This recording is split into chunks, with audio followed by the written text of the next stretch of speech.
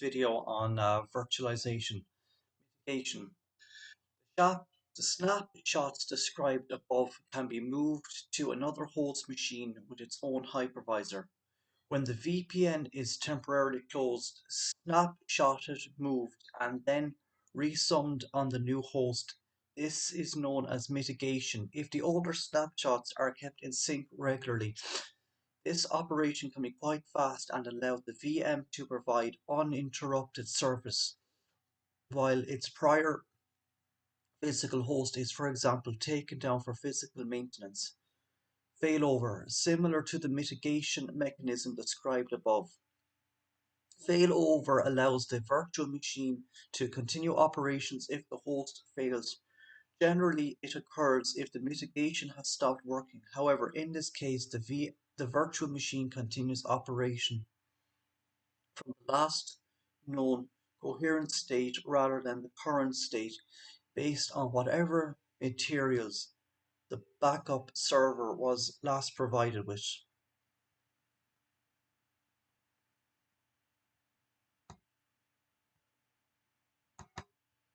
And now just bear with me.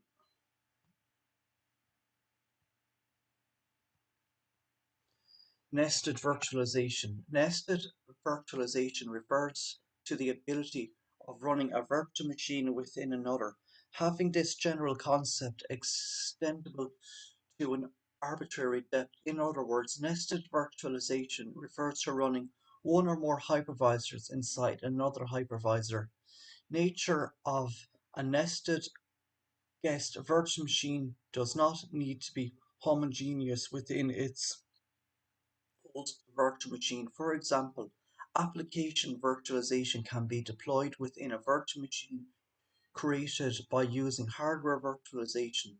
Nested virtualization becomes more necessary as widespread operating systems gain built-in hypervisor functionality, which in a virtualized environment can be used only if the surrounding by hypervisor supports nested virtualization. For example, Windows 7 is capable of running Windows XP applications inside a built-in virtual machine. Furthermore, moving already existing virtualized environments into the cloud following the infrastructure as a service approach is much more complicated if the destination IaaS platform does not support nested virtualization.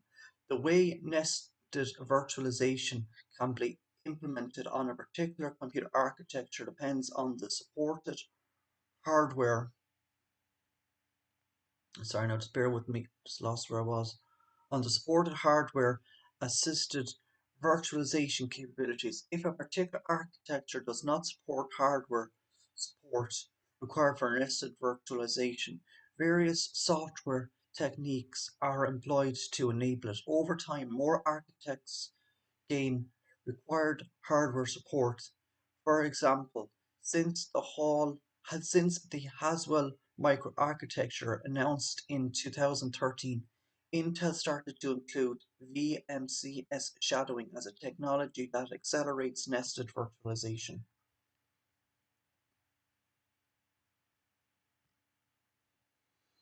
Desktop virtualization. Desktop virtualization is a concept of separating a logical desktop from the physical machine. One form of desktop virtualization is virtual desktop infrastructure (VDI) can be thought of as a more advanced form of hardware virtualization. Rather than interacting with a host computer directly via keyboard, mouse, and monitor, the user interacts with the host computer using another desktop computer or a mobile device by means of a network connection such as a LAN, wireless LAN, or even Internet. In addition, the host computer in this scenario becomes a server computer capable of hosting virtual machines at the same time for multiple users. Another form, session virtualization, allows multiple users to connect and log into a shared but powerful computer over the network and use it simultaneously. Each is given a desktop and personal folder in which they store their files. With multi-seat configuration, such session virtualization can be accomplished by using a single PC with multiple monitors, keyboard, and mice connected. As organizations continue to virtualize and converge their data center environment, client architectures also continue to evolve in order to take advantage of the predictability, continuity, and quality service delivered by their converged infrastructure. For example, companies like HP and IBM provide a hybrid VDI model with a range of virtualization software and delivery models to improve upon the limitations of distributed client computing. Selected client environments move workloads from PCs and other devices to data center servers, creating well-managed virtual clients with, with applications and client operating environments.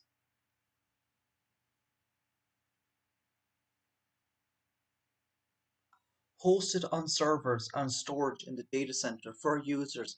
This means they can access their desktop from any location without being tied to a single client device. Since the resources are centralized, users moving between work locations can still access the same client environment with their applications and data. For IT administrators, this means a more centralized, efficient client environment that is easier to maintain and able to more quickly respond to the changing needs for the user and business. Tin clients, which are seen in desktop virtualization, are simple and are easy, cheap computers that are primarily designed to connect to the network. They may lack significant hard disk storage space, RAM, or even processing power, but many organizations are beginning to look at the cost benefits of eliminating thick client desktops that are packed with software and require software licensing fees and make more strategic investments. Desktop virtualization simplifies software versioning and patch management, where the new image is simply uploaded on the server and the desktop gets the updated version when it boots. It also enables centralized control over what applications the user is allowed to have access to on the workstation. Moving virtualized desktops into the cloud creates hosted virtual desktops (HVDs) in which the desktop images are centrally managed and maintained by a specialist hosting firm. Benefits include scalability and the reduction of capital expenditure, which is replaced by a monthly operational cost.